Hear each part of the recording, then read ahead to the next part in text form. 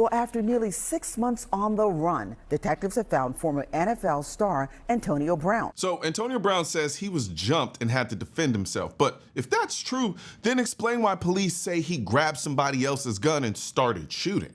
Brown was wanted for attempted murder after police say he shot at someone during an amateur boxing event. Attempted murder, not aggravated assault, not reckless discharge. Attempted murder. That's not a charge you hand out because someone defended themselves. That's a charge you file when somebody goes on the offensive. Detectives say in May, Brown shot at someone at a boxing event in Miami's Little Haiti neighborhood. An arrest warrant says Brown got into a fight with a man. Moments later, gunshots. All right, so a fight breaks out, things get heated, and gunfire erupts. So far, we're somewhere between mutual combat and felony stupid. But then they say this. Investigators say when they searched Brown, they didn't find a gun on him or anyone who was hurt, so they let him go. Investigators say they later watched surveillance and cell phone videos, which showed Brown grabbing a gun off a security officer and going towards the man he just fought. That right there is where everything goes to hell. If you're being attacked and you grab a gun to defend yourself in the moment, that's one thing. But once the fight's over and you grab someone else's gun and go after the person who hit you, that's not exactly defense. That's more like retaliation. And the law treats those two things very differently. Miami police say while Brown was on the run, he posted videos to social media. He was kind of like taunting us, like saying, hey, I'm safe here.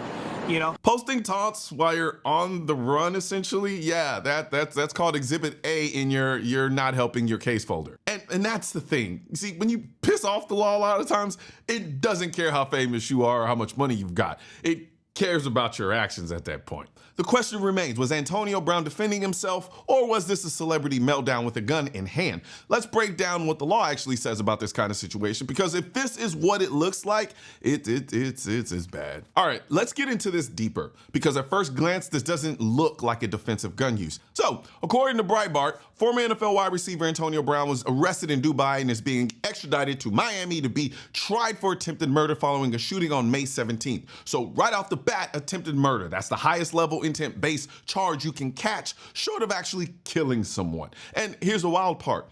Security staff intervened and Brown allegedly grabbed a pistol from one of them and used it to fire 2 shots at the guy he allegedly was fighting with. Grabbing a security guard's pistol to then go track somebody down to shoot at him is wild.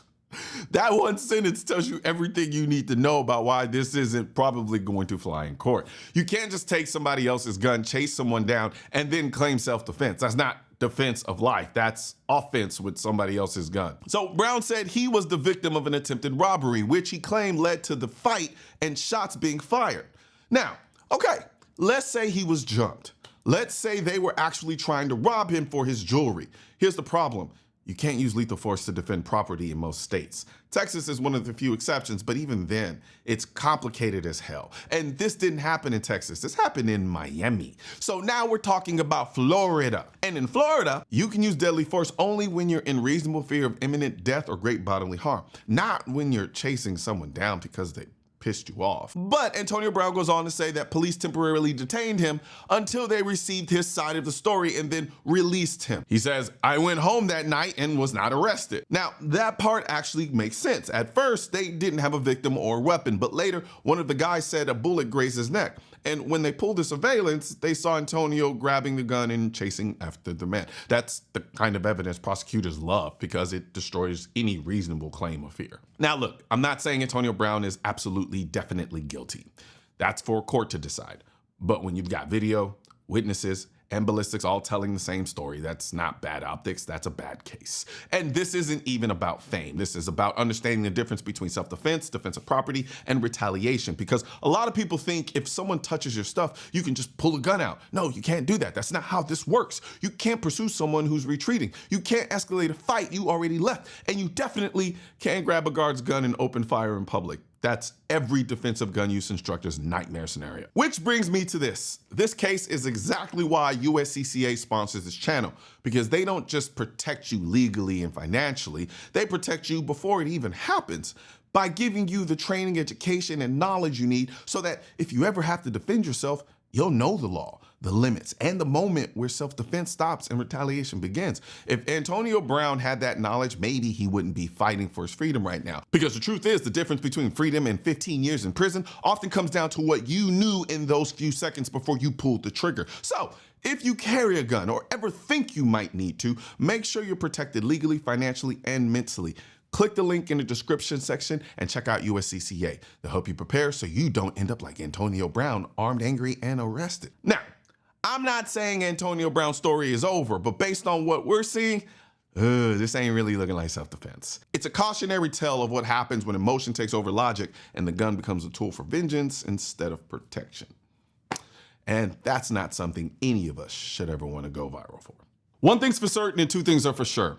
Politicians and tech giants don't want gun content to be recommended to you. And we're all fighting this culture war together. Now, you can help do your part by liking, commenting, subscribing to the channel, but most importantly, sharing this video with at least one person. Together, we can stop the suppression of our 2A rights. And don't forget to click the link in the description section of this video for the products that I mentioned in this video.